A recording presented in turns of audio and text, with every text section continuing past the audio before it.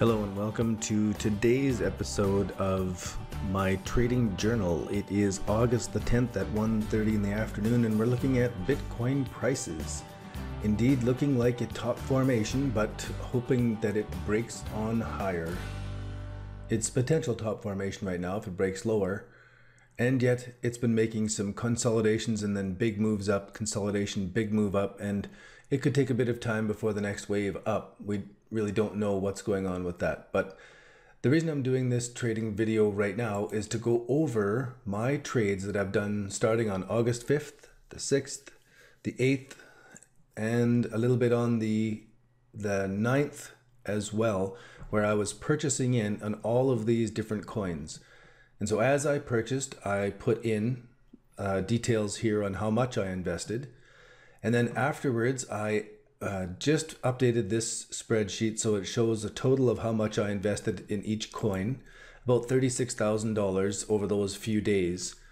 And then I'm going over the number of coins that I'm holding that I went and I retrieved from Poloniex, and I just copied and pasted each one in, along with the current Bitcoin value of it. And again, I just copied and pasted the data in there, so it is not live. It won't update. I'll have to do this manually. And then I put in a formula to show me how much change from my original investment and what percentage gain and loss that is. So before I go on with this, the purpose of these videos is a trading journal for me where you can look over my shoulder. And I really discourage you from following along and doing the trades I'm doing, but instead follow along the example I'm setting in studying the trades as I'm doing them, so that I'm talking out my trading strategy and my trading plan, that I'm making a spreadsheet of all of it. I'm keeping close detail of why I'm getting in, why I'm getting out, and practicing. I'm practicing this. So just as you would have to actually practice if you wanted to become a black belt in karate, you would go to a karate club and sign up, and you wouldn't expect that you're just going to become a black belt because you signed up and paid your fees. You know that it's going to take 3 nights a week of 90 minutes of sweating and training hard for 3 to 5 years before you're actually going to attain that black belt.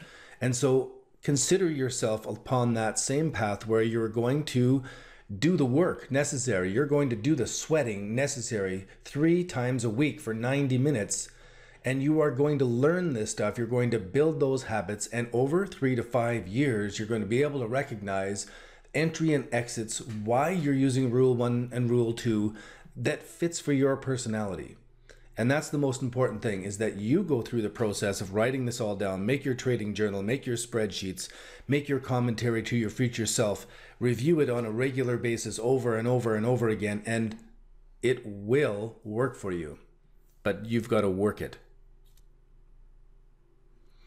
Now, the way I'm trading here isn't for everyone, that's for sure. This is a lot of work. I'm doing it for my own trading because this is what I want to do.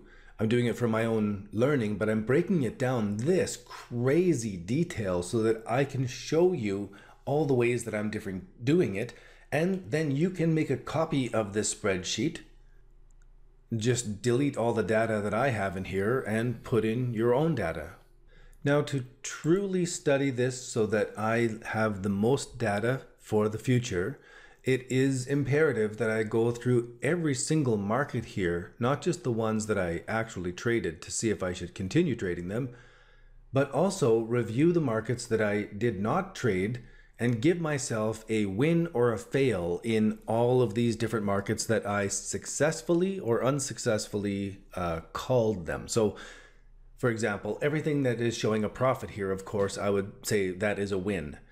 Everything that's showing a loss here, I would say right now that's a fail. And then I want to go through each of the coins that I didn't trade, and if it shows a profit from that moment back on August 6th and the 8th and the 9th, and I missed it, then I'm going to put that as a double fail. And if it went down, I will say that's a win. If it didn't go up, then I'll say that that is a win.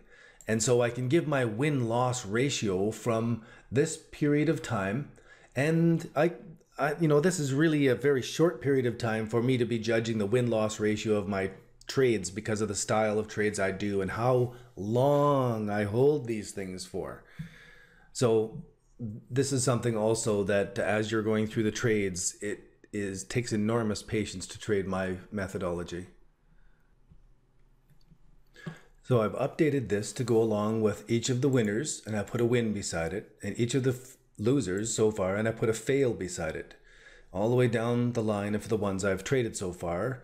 So I had 24 fails so far and 11 wins, but the fails all added together and averaged equals minus 9% on average for each of the failing trades, but each of the winning trades is up 16% on average. And so those are the important things to pay attention to in your trades. What is your ratio of fails to wins, and what is the size of each of them? That gave me an idea. And what I did here now is I created a copy of this August 10th spreadsheet with everything that I've got here, including the ones I traded, the ones I didn't trade, and I'm going to review how well I did on those. But then I made a copy of that spreadsheet and I took out all the ones that I did not trade. So it was easy for me to make a pie chart to show the percentage of holding that I have in all these different coins. And then I wanted to also do some calculation to show what is this percentage gain or loss based on. I'm going to insert one more row to the left here. And I'm going to do this percentage gain or loss. Let me just copy this formula. So I've updated the second tab here of the August 10th, 2017 holdings to show the profit and loss for these trades when I'm looking at the trade against my entire portfolio. So this trade that is down 8%, it's only down 0.1% of my entire portfolio. Not even just over 0.1% of my entire portfolio. This is not 0.1% of my whole portfolio in losses. So this is 1.7% of my entire portfolio in profits.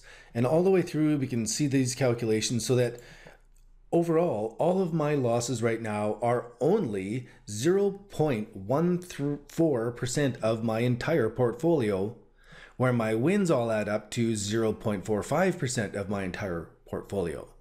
And so all of my losses here are really whisper thin. They're very, very small to start off with. And I can then be relaxed about one of them being a little bit, I have to take my losses in that. Because really, overall, my whole portfolio, my biggest loss is only right now 0.2, 0.4. Biggest single loss is 0.6% of my portfolio for Vcash, because I put on a pretty big trade in that to start off with. So it's okay for all of this way of averaging it all out. And you know what? Go by percentages. You may not have 0.1 Bitcoin to put into each of these trades, but neither did I, and neither do I over in the Faucet Guy account. Sometimes I'm very happy to have 50,000 Satoshi in one of these currencies. It still goes up 20%. I still make 20% profit on it. And that's the main thing to see is the percentage gain.